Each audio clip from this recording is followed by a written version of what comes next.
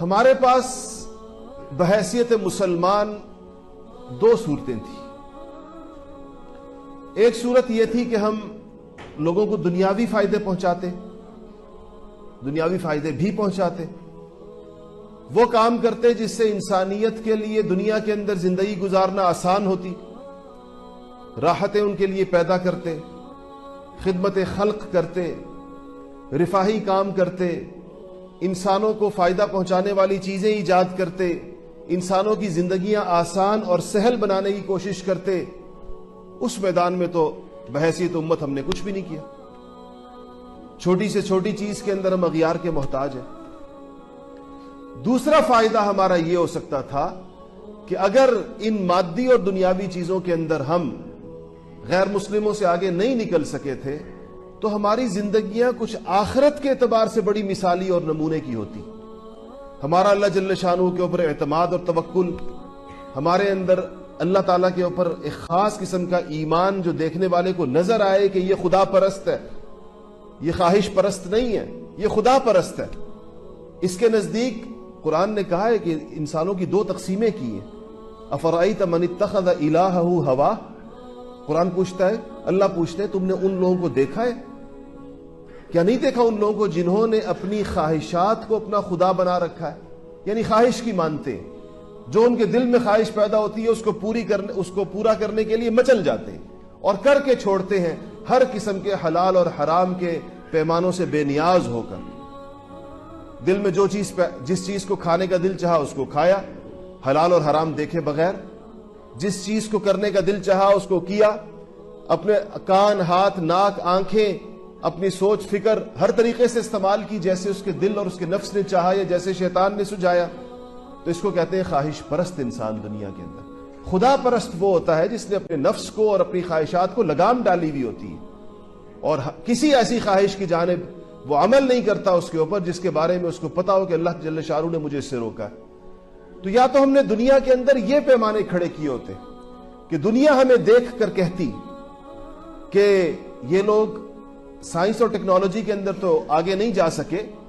لیکن انہوں نے دنیا کو زندگی گزارنے کا ایک سلیقہ ضرور دیا ہے۔ ان کی ایمانیات، ان کا اللہ جل شانہ کے ساتھ تعلق، ان کی خدا پرستی، پھر ان کے اخلاق دیکھیں کیسے دنیا کے اندر ان سے زیادہ سچے لوگ نہیں، دنیا کے اندر ان سے زیادہ امانت دار لوگ نہیں، دنیا کے اندر ان سے زیادہ صبر کرنے والے لوگ نہیں، دنیا کے اندر ان سے زیادہ شکر کرنے والے لوگ نہیں۔ یا تو ہمارے بارے میں انسانیت کی یہ رائے ہوتی بحیثیت مسلمان،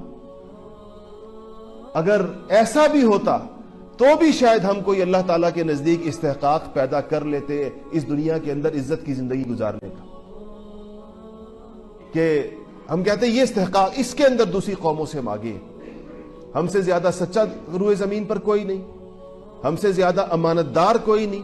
ہمارے اندر چوری چکاری، بدعنوانی، ملاوٹ، ان چیزوں کا دھوکہ دہی، اس کا کوئی گزر بسر نہیں ہمارے معاشرے کے اندر۔ ہم مسلمانوں کا معاشرہ ہے، ہم جانتے ہی نہیں یہ کس کو کہتے ہیں، ملاوٹ کس کو کہتے ہیں، چوری کس کو کہتے ہیں، دھوکہ کس کو کہتے ہیں، بدعنوانی اور کرپشن کس کو کہتے ہیں، رشوت کس کو کہتے ہیں، ظلم کس کو کہتے ہیں، ہم اس کو جانتے ہی نہیں، اس لیے کہ ہم تو مسلمانوں کا معاشرہ۔ اگر یہ استحقاق بھی امت مسلمہ نے پیدا کیا ہوتا آج تو اللہ جل شانہ کی نگاہوں کے اندر ہم اتنے بے قیمت نہ ہوتے جتنا اس وقت امت بحیثیت مجموعی ہے۔ لوگ دعائیاں دیتے ہیں کہ یا اللہ تیری مدد کب اترے گی، کتنا ظلم ہو رہا ہے، چاروں طرف مسلمان پٹ رہے ہیں، علاقوں کے علاقے چھن گئے دنیا کے اندر۔ جس مسلمان ملک کو وہ تقسیم کرنا چاہے ایک چند مہینے کا کام ہے اس کو تقسیم کر دیتے۔ آپ کے سامنے انڈونیشیا تقسیم ہوا، آپ کے سامنے سوڈان تقسیم ہوا ان چند سالوں کے اندر، کہ جس ملک کو وہ چاہیں، آج وہ عراق تقسیم کرنا چاہتے ہیں، افغانستان تقسیم کرنا چاہتے ہیں، پاکستان کے در پہ، سعودی عرب کے اندر مسائل دیکھیں کس قسم کے، کس طرح۔ تو یہ صرف امت مسلمہ کے مسائل کیوں ہیں؟ باقی دنیا کے اندر جو یہ مسئلے ہیں، باقی دنیا میں بھی علیحدگی پسند تحریکیں ہیں، باقی دنیا کے اندر بھی آپس کے اندر اختلافات ہیں، وہاں یہ فیصلے کیوں نہیں آتے؟ صاف یہ پتہ چلتا ہے کہ جیسے قدرت ہمارے موافق نہ ہو، جیسے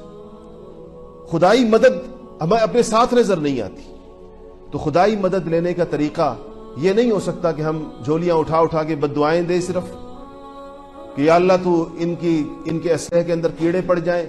اور یا اللہ ان کو جو ہے تو برباد کر دے، تباہ کر دے، یہ بددعائیں اس وقت کارآمد ہو سکتی تھیں جب باقی استحقاق بحیثیت امت مسلمہ ہم نے پیدا کیا ہوتا۔ اس میں یہ دونوں چیزیں شامل ہیں، جن لوگوں کے لیے انسانیت کا جن لوگوں کی زندگیوں کے اندر نفع ہوگا۔ حضرات صحابہ کرام رضوان اللہ تعالی علیہم اجمعین دنیا کے جس گوشے کے اندر بھی گئے، دونوں قسم کی نفع رسانیاں انسانیت کو ان سے ہوئیں۔ ان کے اندر انتہا درجے کی خیر خواہی تھی، انتہا درجے کا رحم اور عدل تھا، ان کا اپنے لوگوں کے جن لوگوں کے معاملات ان کے سپرد ہوئے، ایسے ان کی اس طریقے کے ساتھ انہوں نے ان کی خیر خواہی اور خبرگیری کی کہ ان کو یقین آ گیا کہ یہ لوگ اس بات کے ہر لحاظ سے مستحق ہیں کہ یہ دنیا کے کسٹوڈین، دنیا کی تولیت ان کے حوالے ہو، انسانیت کے یہ نگہبان بنے۔ ان کے دلوں کے اندر اتنی گنجائش ہے، ان کے اندر اتنی اس قدر ان کے دلوں کے اندر فراخی اور وسعت ہے، اتنی ان کے اندر خدا خوفی ہے، ان کے اخلاق اتنے بلند ہیں، ان کے معاملات اتنے صاف اور پاکیزہ ہیں، ان لوگوں کی زندگیاں ایسی، ان کی زندگیوں سے تقوی اور ایمان جھلکتا ہے کہ غیر مسلموں نے بھی یہ تسلیم کیا اس زمانے کے اندر اور یہ سمجھا اس استحقاق کو کہ ان سے زیادہ دنیا کی نگہبانی کا اہل کوئی اور نہیں۔ یہ مانا گیا ہر دور کے اندر۔ آج ہم اس حوالے سے اپنے حالات کو دیکھیں تو ہم خود اس بات کے فیصلے اس نتیجے پر پہنچیں گے کہ ہم اس قابل نہیں ہیں کہ دنیا کی باغ ڈور ہمارے ہاتھ میں دی جائے، کہ دنیا کے امور کو چلانے کے لیے اللہ جل شانہ